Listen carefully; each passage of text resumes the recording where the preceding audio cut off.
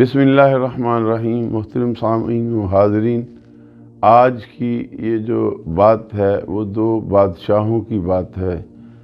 جو اپنے اپنے علاقے کے بادشاہ تھے، لیکن اب ان میں سے یہ روایت جو کرنے والے اس حقائق کی حضرت سیدنا عبد الرحمن بن عبداللہ بن مسعود رضی اللہ تعالیٰ عنہما۔ بات ہے ایک ایسے بادشاہ کی جو اپنی دنیا میں مست تھا، اللہ تعالیٰ کا دیا ہوا سب کچھ تھا، شان و شوکت تھی، مال و زر تھا، امیر وزیر نوکر چاکر سب تھے۔ بس ایک رات اللہ تعالیٰ کی ذات کا احسان ہوا، بادشاہ کے ذہن میں یہ بات آ گئی کہ یہ جو تم کر رہے ہو یہ تو تیری زندگی ختم ہونے والی ہے، یہ مال و متاع بھی ختم ہو جائے گا، یہ آرائش و آرام بھی ختم ہو جائے گا، لیکن تو نے اپنی آخرت کے لیے تو کچھ نہیں کیا۔ تو وہ بادشاہ رات کے اندھیرے میں اپنے محل سے نکلا، پیدل چلتا چلتا اپنی حدود کراس کر کے کسی دوسرے علاقے، کسی دوسرے بادشاہ کے علاقے میں جا کے اس بندے نے یہ جو اینٹیں بنتی ہیں، اینٹیں بنانی شروع کر دیں ایک دریا کے یا نہر کے کنارے۔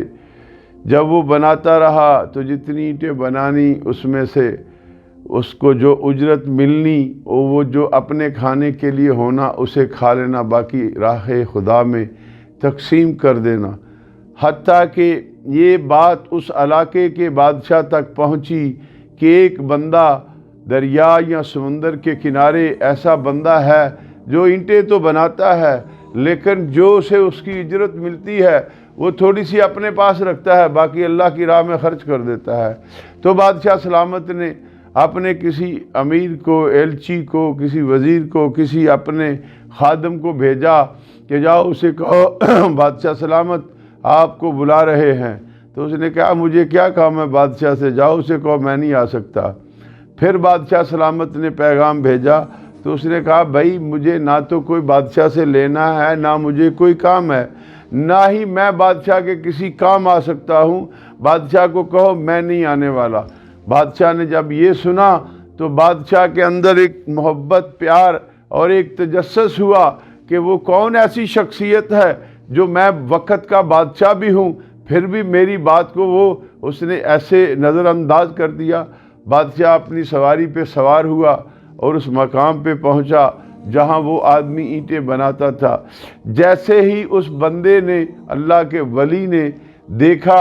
کہ وہ بندہ بادشاہ جو وقت کا ہے وہ اپنے ساتھیوں کے ساتھ میرے پاس آ رہا ہے، تو اس نے وہاں سے دوڑ لگا دی۔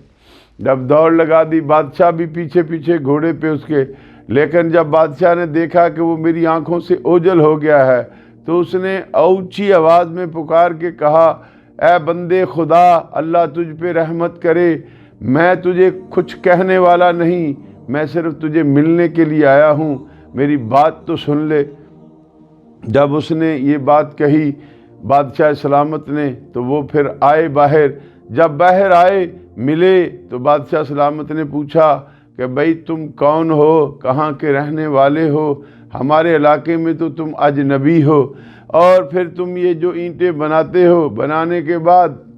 تم تھوڑا سا پیسہ اپنے لیے رکھتے ہو، باقی سارا اللہ کی راہ میں صدقہ کر دیتے ہو، تم ہے کون، اپنا تعارف کرواؤ۔ تو اس اللہ کے بندے نے، اس اللہ کے ولی نے، اس بادشاہ سلامت نے کہا میں فلاں علاقے کا بادشاہ ہوں، میں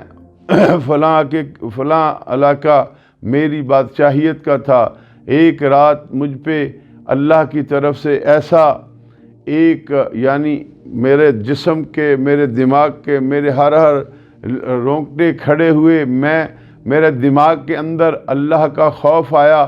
اور مجھے کل قیامت کے روز کی سوچ آئی کہ مرنے کے بعد تو میں نے کچھ کیا ہی نہیں، تو اس لیے میں نے سارا کام چھوڑ دیا، بادشاہت جو تھی اس کو میں نے چھوڑ دیا، تاج و تخت کو چھوڑ دیا، اللہ کی رضا کے لیے، اللہ کے خوف میں نے اللہ کی بندگی کرنے کے لیے میں نے اپنے علاقے سے روپوش ہو گیا، اور اس علاقے میں آ کے مزدوری کر کے اپنا پیٹ بھی پالتا ہوں اور اپنے رب کی عبادت بھی کرتا ہوں۔ جب بادشاہ وقت دوسرا جو تھا ملنے کے لیے آیا، جب انہوں نے یہ سنا تو اس نے بادشاہ سلامت نے یہ کہا کہ بھائی پھر میں تو آپ سے زیادہ حقدار ہوں اس بات کا کہ میں اپنے گناہوں سے اللہ سے معافی مانگوں، جس طریقے سے آپ نے توبہ کی ہے میں بھی اپنے رب سے توبہ کرتا ہوں۔ وہیں اپنی سواری چھوڑی، وہیں اپنا سب کچھ چھوڑا اور ان کا ہاتھ پکڑا اور کہا آگے تم چلو، میں تمہارے ساتھ چلوں گا، جو تم کرو گے میں وہی کروں گا، میری اور تیری دوستی۔ پھر وہ ساری زندگی جتنی ان کی تھی عبادت بھی اکٹھے کرتے رہے، حتیٰ کہ ان کا مقام آخرت کا جو تھا وہ اللہ سے ایک ہی دعا کرتے، یا رب کریمہ جب ہمیں موت آئے تو یا رب کریمہ ہماری موت اکٹھی ہو۔ پھر ان کی جب وقت آیا، موت آئی تو وہ فوت ہوئے، ان کے مزارات، ان کی قبریں بھی اکٹھی بنی۔ حضرت سیدنا عبداللہ بن مسعود رضی اللہ تعالیٰ عنہ فرماتے ہیں اگر میں مصر میں ہوتا تو میں ان کی قبروں کو پہچان لیتا، چونکہ جو نبی کریم علیہ الصلوۃ والسلام نے ان اپنے پیاروں کی، ان اپنے غلاموں کی نشانیاں بتائی تھیں، مجھے وہ یاد تھیں، جب میں ان کی قبریں دیکھتا تو میں پہچان لیتا۔ بات ہے میرے پیارے بھائیوں، آؤ دیکھو وہ تخت و تاج کو ٹھوکر مار کے اللہ کی رضا کے لیے، اللہ کی بندگی کرنے کے لیے روز محشر کا خوف ان کے سینے میں آ گیا، کل شرمندگی کا ڈھیر بن جائیں گے، یہاں عیش و عشرت سے زندگی گزاریں گے، یہاں بڑے بڑے محلات میں رہیں گے، لیکن وہاں ایک چھوٹی سی جھونپڑی بھی نصیب ہونی ہے کہ نہیں۔ تو جب یہ خوف آیا تو انہوں نے اپنے سابقہ گناہوں سے معافی مانگی اور اپنے رب کی بارگاہ میں اپنے آپ کو جھکا دیا۔ تو بات ہے جب بندہ اللہ کی رضا کے لیے اپنے آپ کو جھکاتا ہے تو پھر خدا کے انعام و اکرام بھی بہت بہت